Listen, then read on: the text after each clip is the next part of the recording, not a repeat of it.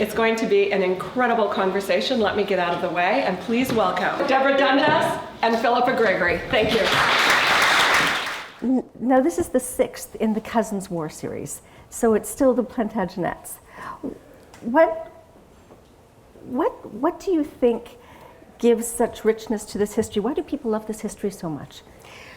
Well, people ask me that all the time, and of course, I wish I had an answer. And they also, it's like the question, like, what makes a bestseller? Like, if everybody knew, everybody would write one, and then none of us would read because we'd just be writing our own. So I'm glad in a way that I don't know the answer to it. There's something about, I think the Tudor period is a time where, in a sense, you're making early modern Britain. That you've got a monarchy which is really consolidating power in London, consolidating power on themselves, so it's a story about power.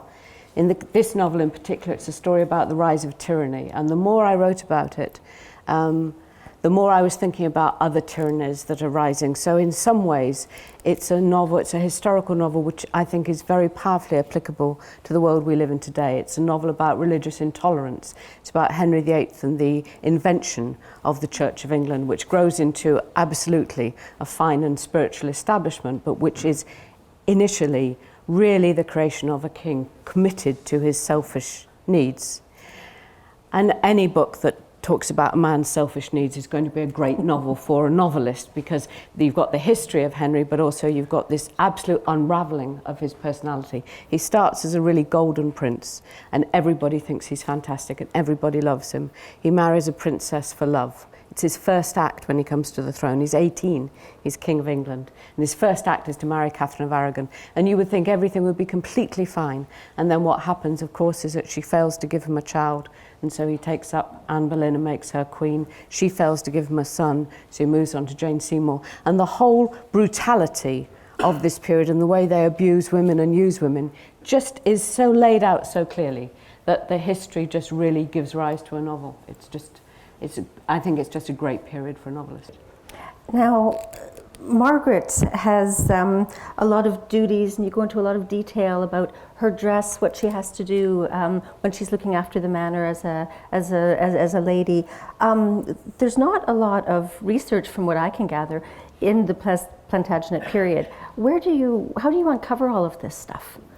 Well, it's not widely available, but there's a lot of, the Victorians did a lot of research into this period, and there's a lot of detail which you can find if you look for it. So there are good agricultural histories, and there are good, if you go to any country house in England, you will find some bits that are left from that period if it's old enough. There's quite a lot being done now on,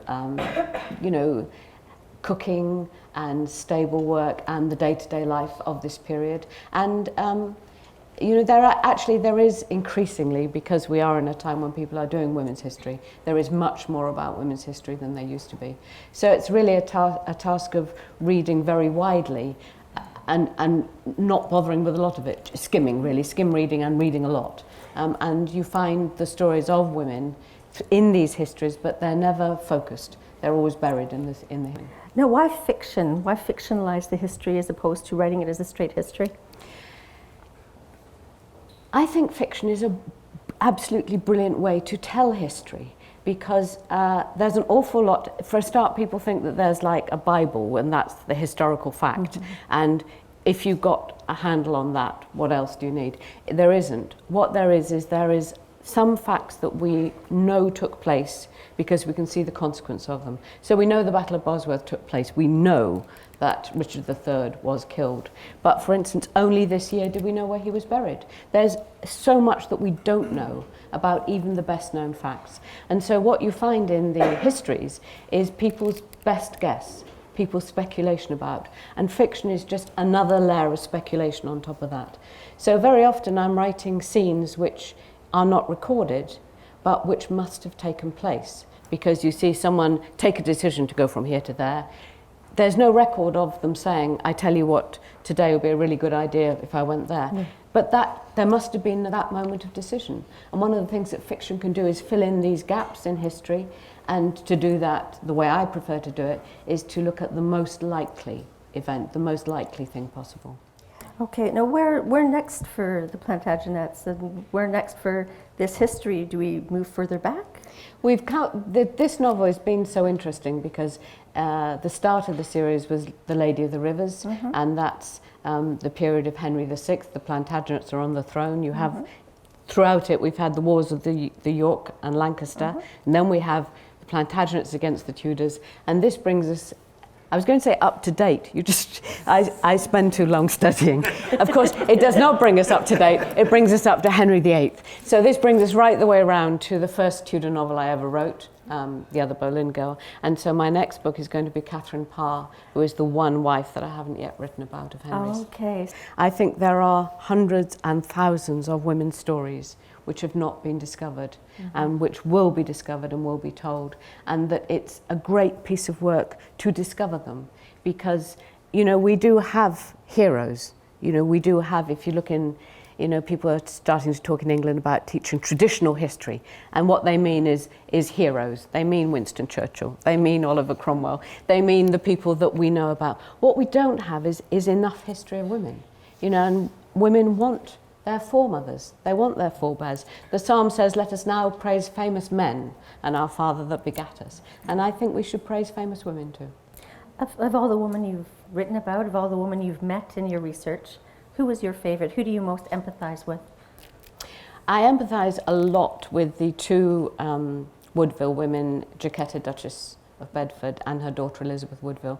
I just think their combination in their lives of danger, high politics, and practicing magic is just a fantastic combination for a novelist, and just a pleasure to imagine.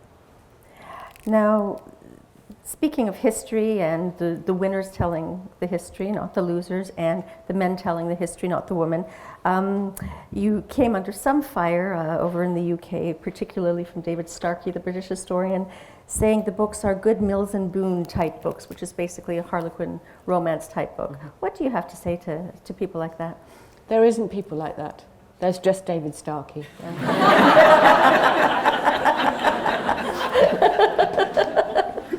He's the only person who's ever said that. He's habitually unpleasant.